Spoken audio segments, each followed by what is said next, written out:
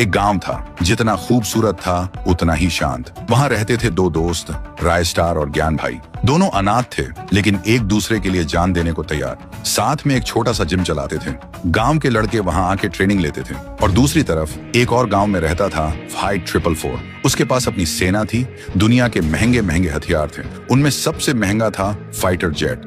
वो इन सब से हर एक गांव को अपने कब्जे में लेता था। और अब फाइट 444 का टारगेट था वही गांव जहां रायस्टार और ज्ञान भाई रहते थे। एक दिन फाइट 444 ने अपनी सेना के साथ उस गांव पर हमला कर दिया। आसमान से मिसाइलें, जमीन पर गोलियां, हर तरफ सिर्फ धुआं और आग थी। गांव का हर इंसान घुटनों के बल बैठकर गांव के लिए भीख मांग रहा था। ज्ञान भाई भी वहां था। रायस्टार किसी काम से बाहर गया हुआ था।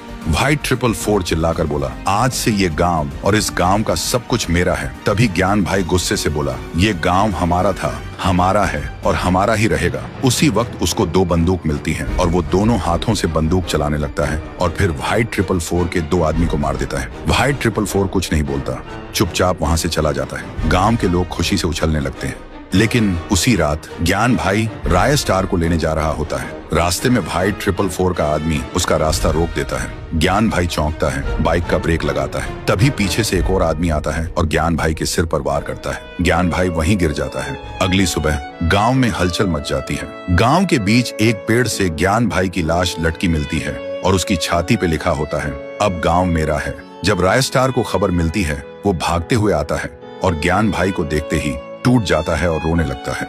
और तब से रायस्टार गांव से गायब हो जाता है। किसी को भी नहीं पता होता है वो कहाँ है। तो दोस्तों, क्या रायस्टार अपने दोस्त ज्ञान भाई की मौत का बदला लेगा? क्या वो वापस आएगा फाइट 444 से टक्कर लेने? अगर आप भी उस दर्द को महसूस कर पाए तो कमेंट में जस्टिस फॉर ज्ञान भाई लिखना मत भूलना। और अगर पार्ट 2 चाहिए तो सब्सक्राइब जरूर करना, क्योंकि कहानी यहीं खत्म नहीं होती। ये तो सिर्फ शुरुआत है।